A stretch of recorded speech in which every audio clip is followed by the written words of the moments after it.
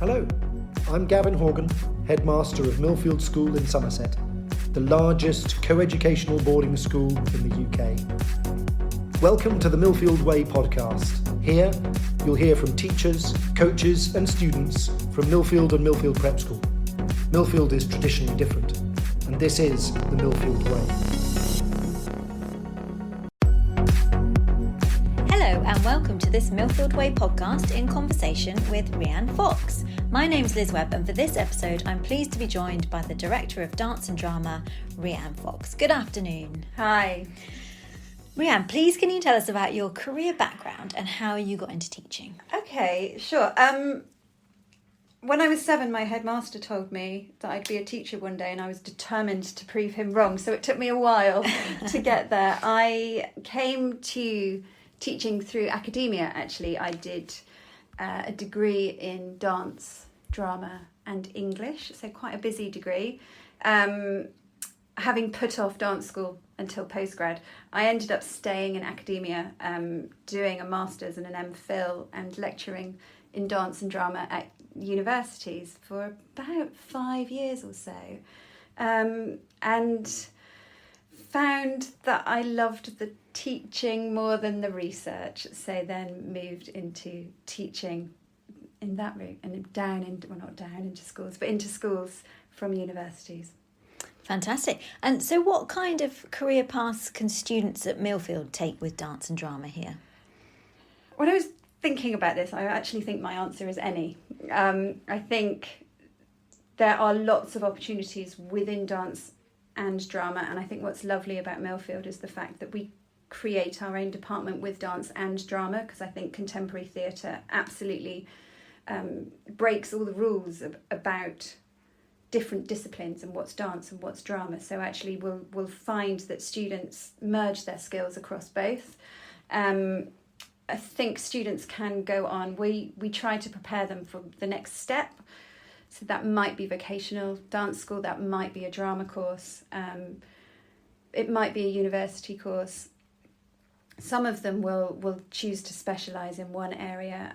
A lot of our students at the moment seem to be looking at stage acting and film acting, for example, or technical theatre and direction as well as performance. So it's giving them a broad enough base from which to choose to specialise, but also to continue just exploring, because it's such an exciting world. I was thinking about students of mine that I've taught that have moved on into various careers, and there's literally everything from lawyers who were top performers, I have stunt women, interdisciplinary artists, as well as stage managers and theatre technicians, and of course performance as well. And you attended yourself Millfield as a student. Yes, I in did. the sixth form. Do we ask when you were here? I was here in the 90s for 2 years, yeah. What was that like? What was your experience like? Brilliant. My best friends. I've got a group of 5 best friends that I still see who were my friends from here, predominantly from music. I was a music scholar and a sports scholar. I actually didn't dance before I came here. I'd given up ballet at the age of about 15 to specialise in music and swimming. And actually there was a dance teacher here, Bronwyn Robinson, who hoiked me out of an aerobics class and said, you need to join Bezique. And that was the beginning of me discovering contemporary dance and dance for expression. And actually it was her and her kind of inspiration really that gave me the opportunities to think I could do this. So I applied for dance schools and dance courses at universities based on her guidance and expertise that she gave me here. And the dance group Bezique is still running? Still exists. Yeah. So it was a bit of a strange moment when I saw the job come up, because I thought, I'm not quite sure if I can A, fill her boots, and B, come back here. But actually, as the headmaster said when I arrived, he said, yes, it's changed a lot and it's a very different place for many good reasons. But actually it's lovely to be back, but to be back to a different school, if that makes sense. It's so much, it's completely different. And perhaps you can touch on what it was like back when you were here, but is there a mixture of boys and girls taking dance as well as drama? How what does it look like? I think We always struggle in dance. I think it's fair to say that. It is seen as being something for girls from age 3. So one of the things I've tried to do is just challenge that expectation and that perception of what dance is. It's not necessarily ballet. It's not necessarily something, there's a whole series of stereotypes, in fact, aren't there, about dance that we need to and must challenge. And I spend a lot of time trying to do that. This is year 3 of dance being a sport that's open to boys and girls. And that's quite new, I think. There's always been, we've had some fabulous male dancers and dance scholars.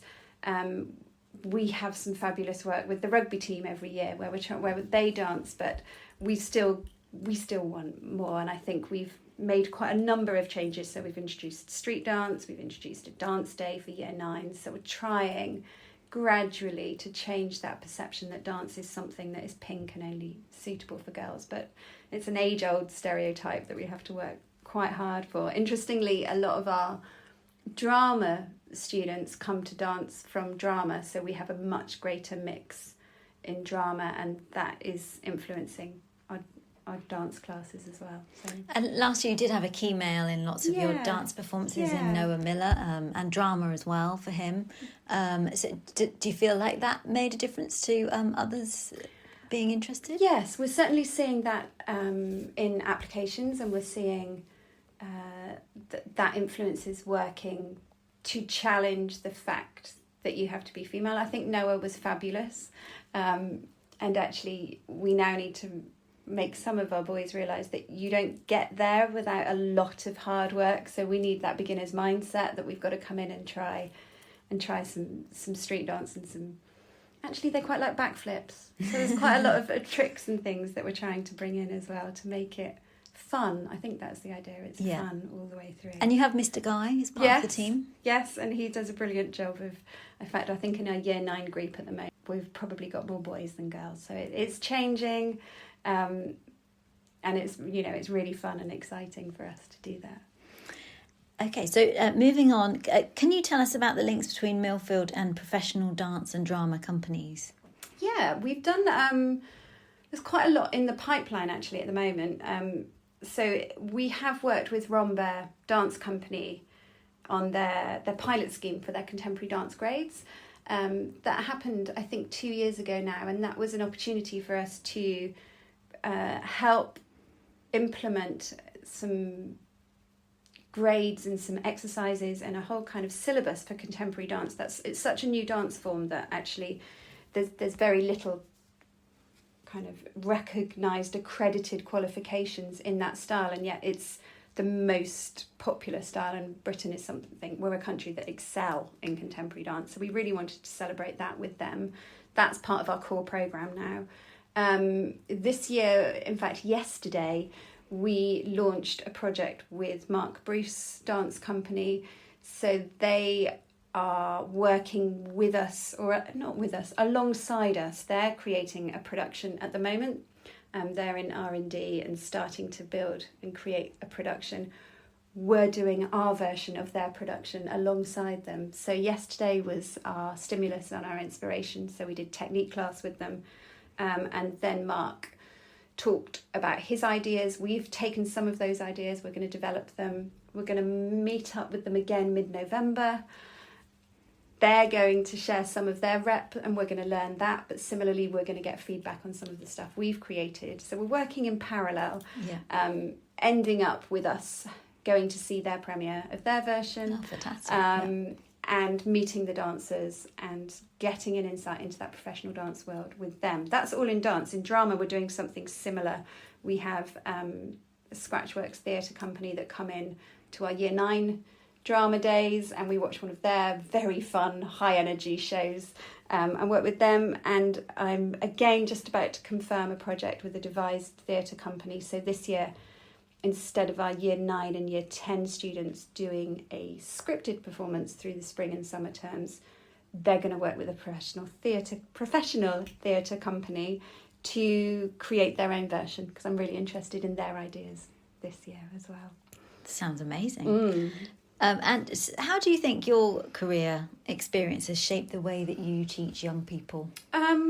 I've done lots of things that I've enjoyed, and I've, excuse the pun, but kind of danced around lots of different areas of expertise.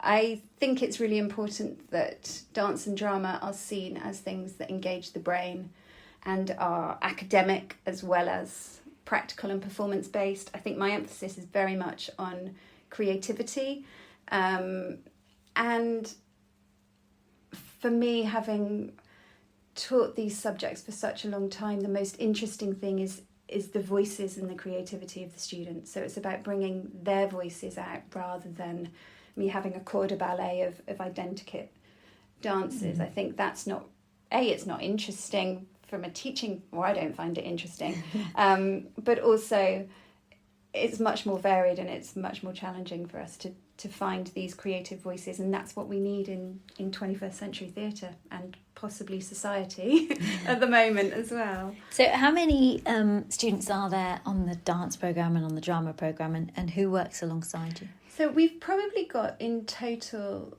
I think we've got it's normally between about 60 and 80 dancers each week, in about 35 different sessions. So most of our dancers do between, I think the minimum is 3 and the maximum is about 12 sessions a week. In drama, we've got probably about the same number working on different productions and various training sessions. Alongside me, we've got 2 academic members of staff who teach our GCSE and A-level and support the co-curricular. We've got a director in residence. Their role is to lead the co-curricular programme and to kind of the wider kind of supracurriculum, everything that surrounds our academics. Then in our technical team, we've got a theatre manager and a production manager. We have specialists in ballet, contemporary, musical theatre and street dance. We've got a specialist Lambda tutor that I need to mention, who teaches about 100 students a week as part of the Lambda programme. So quite a few, and then a whole team of teacher coaches that come in with their areas of expertise to support that. And students that do both dance and drama, how do they manage that? Dance and drama together. Dance is a sport.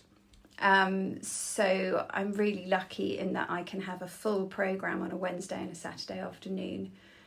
We schedule really carefully, but there are most lunch hours 2 or 3 dance and drama sessions taking place, and after school 4, 5 or 6. Oh wow, okay.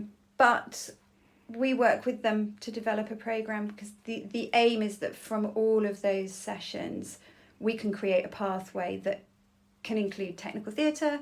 It could include, we're part of the New Views Festival with the National Theatre, so we're one of the schools that's working with them to write, for our students to write plays, and to be mentored by a playwright. So we try to create a programme for the students, and generally we find a way. We find a way. And okay, so let's focus on drama for a moment. So what does the drama programme look like, and tell us about the Mayor Theatre Company? Okay, so the drama programme is all actually based on these ideas that we create, we perform and we understand. So that underpins drama and dance, academic, and the wider programme. Lambda is one of our key subjects. I don't know what the word is. Lambda is one of the main areas that our students come to drama in year 9 particularly, and within Lambda, again, we can create a portfolio of qualifications, which is a lovely idea. So there's musical theatre, there's devised theatre, there's performance, and then we have our kind of public speaking and speaking with prose. So Lambda takes place individually or in small groups. Then the Mayor Theatre Company is our kind of umbrella term for all of our performance projects. We tend to have a year 9 and 10 project going on and a senior production at most points in the year. On top of that, we then run weekly sessions. So we have skills sessions, a bit like training sessions, and I think it's really important that our students are developing their vocal and their physical skills, or their musical theatre skills, on a weekly basis. Then we have technical theatre sessions as well, so that students are able to do that. And then our playwriting and our creative sessions happen as well.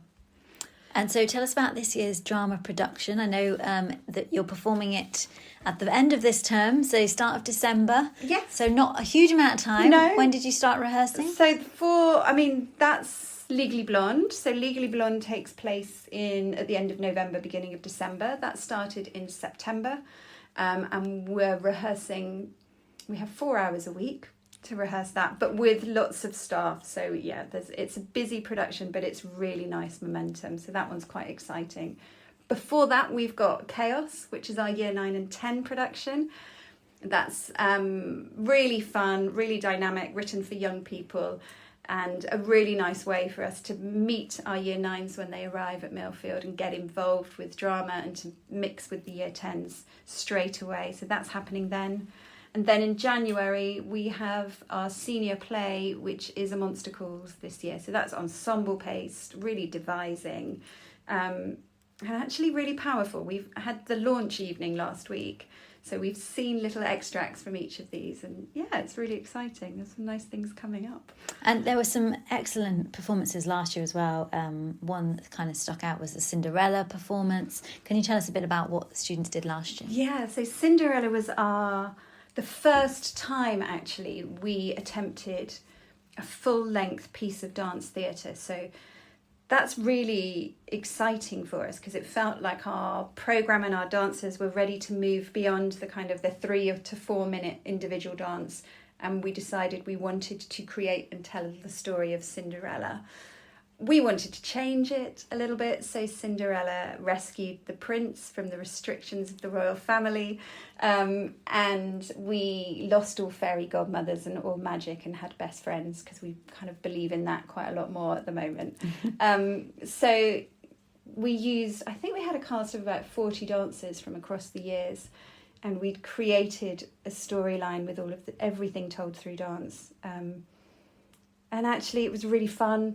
It was really successful, and the dancers were really proud of the work they'd done. So yeah, we're continuing that strand this year with our piece with Mark Bruce, and that the idea of storytelling in dance is something that makes it really accessible for all of the students in the school, because these events are really well supported. And, we have all of our students come and watch each of these productions, which is lovely. And I was lucky enough to see parts of Cinderella, and it was fantastic. And being in the theatre facility that we have, and the set design, and the music and everything that goes into it, with that type of thing, where does the choreography come from? Is it the students, or does it come from yourself and the other teachers, or how does that work? So I work really closely with Rob Guy, and we try to create a structure for the piece. We have fabulous dance captains, and some of our senior dancers are really vocal, and we really loved Cinderella. Now we want to do more dance, or they told us this year that they wanted to sweat more in a performance, that we needed to up the physical challenge. So that was one thing we've been tasked with. The other one was that they wanted it to be a bit darker, so that's where we're going this year. Then once we have what I'd call movement principles, we have ideas of what we want it to look like and feel like. I think dance is brilliant at feeling. We tend to choreograph some ourselves, but then mainly collaborate with the dancers. And particularly this year, we're going to cast students in roles where they choreograph their own movement material. So our leads and our maybe our lead characters are creating their own movement material, but it's always about what's being communicated, which I think is the exciting challenge for them. So we've moved into dance. So let's talk about the dance programme. What's that like? That is, where do I start? That people like talking about styles. So I always say we start with 4 dance styles that we train our dancers in, and those we do RAD ballet, the Rambert contemporary style.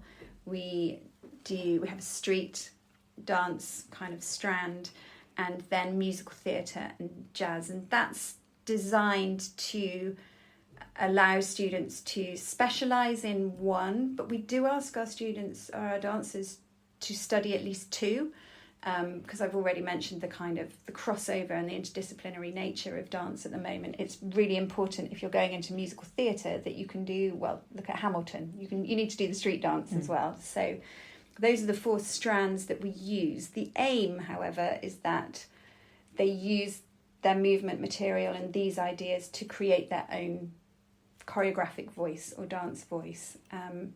And that form of expression, I think, is what's really important. So the dance companies, we have 4 dance companies that rehearse for 2 hours a week. Each of those work collaboratively rather than in a particular style, because I think really exciting things happen when we're merging and mixing.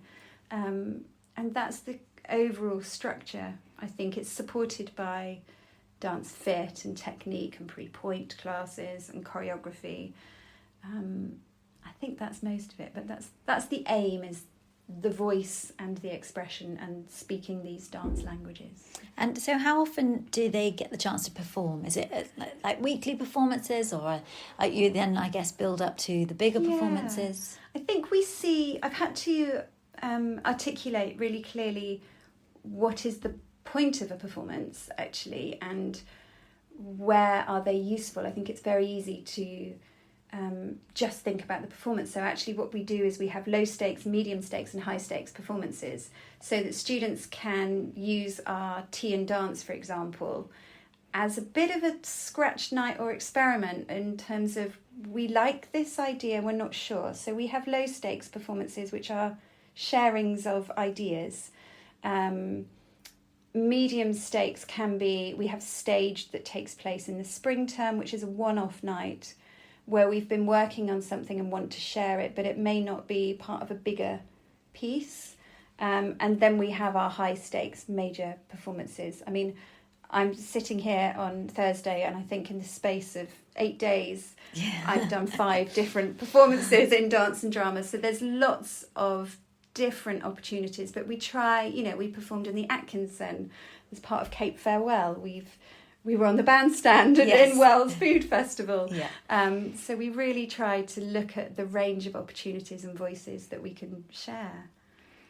And so what are the facilities like here for dance and drama? We're very lucky at Millfield with the facilities that we have and the huge campus that we have. For the dancers and the actors, what do we have? So we have our centrepiece of the Mayor Theatre, which is fabulous and really versatile performance space. So I'm really lucky to have a team of people managing that space. That means we can realise productions like Cinderella or Blue Stockings with full production values. So that's, a 400 seat theatre.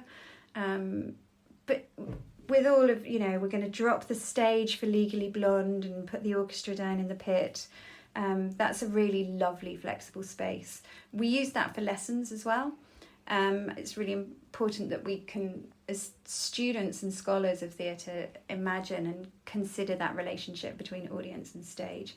And then over in our dance department, there's 2 beautiful dance studios that are used for studio work in drama as well as dance. The spaces are kept quite busy.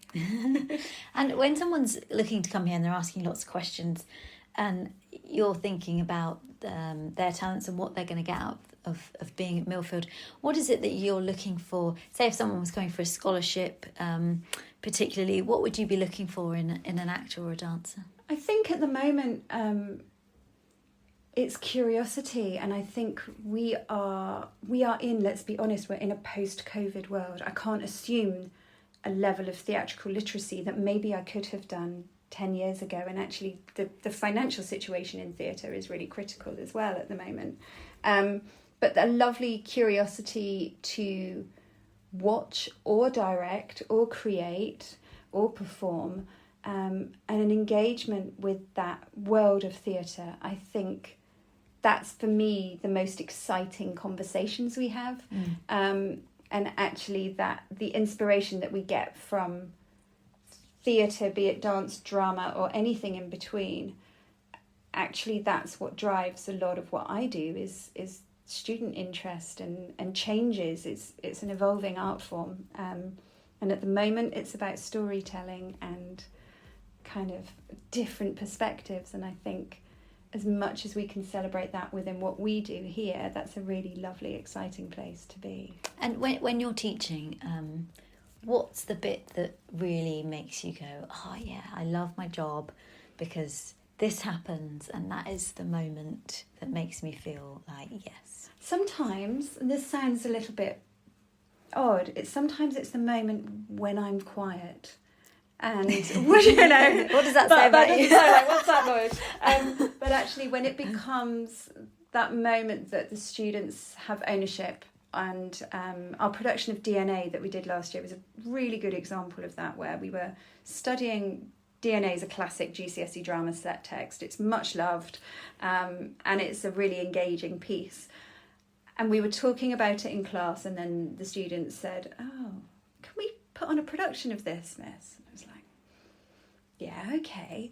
And actually, I was theoretically directing this, but I don't take any claim for anything that happened, because the direction was entirely collaborative. The students did their costume design, they did the set design. The whole production had its own kind of existence that meant everyone was engaged, and I could not sit back, but that collaboration, I think, and that ownership that students take when they go, no, we're going to do this and we want to do it like this. That's exciting for me. That's empowering for them, and just, it's brilliant to see. Fantastic. So my final question, which we ask everybody on the podcast, if you had to give the listeners 3 takeaways from what we've been talking about, what would they be? Oh my gosh. I think... Is it really? No, I think maybe the first one is, let's challenge these rules and these accepted ideas about dance and drama. I think I was just talking to someone at lunchtime today going, actually, these definitions don't exist outside education. So does it matter if you're a dancer or a drama student? We're interested in performance, so let's challenge these definitions and maybe stereotypes. I think the 21st century is quite exciting for that. And when you talk about that, are you talking about what a person looks like, or whether people around them think that they should be good at this or not, and actually giving them the chance to have those opportunities and to see where it takes them? Yeah, I think it's about expression. I think it's about, what do dancers look like? We have so many stereotypes that are limiting, but also... I had a student say, well, I don't want to do drama because I'm not going to be an actor. And actually, there's so much more out there that we can do. And those skills, we're doing this focus on oracy at the moment in school. And actually, the skills that we get in drama, you can do drama and not be an actor. In fact, you can do GCSE drama and not perform on stage. So it's looking at all of the opportunities that it gives us across the board that I think is really exciting as well. Then maybe it's just, I think it's engaging with the world of theatre. That's what the GCSE and A-level courses are absolutely based on, is contemporary practitioners. And I think there's so much there that has such social value as well as educational value. So that's my second one. And I think my third one is we've just got to do it, haven't we? It's lovely sitting and talking about it, but actually, the students are keen to get on and do, and it's trying and experimenting that I think has the most potential for us at the moment. So that's where I'm off to next. Fantastic. Thank you very much, Rhian. It's been lovely talking to you. I hope you've enjoyed this episode of the Millfield Way Podcast in conversation with Rhian Fox. Thank you and goodbye. Thank you.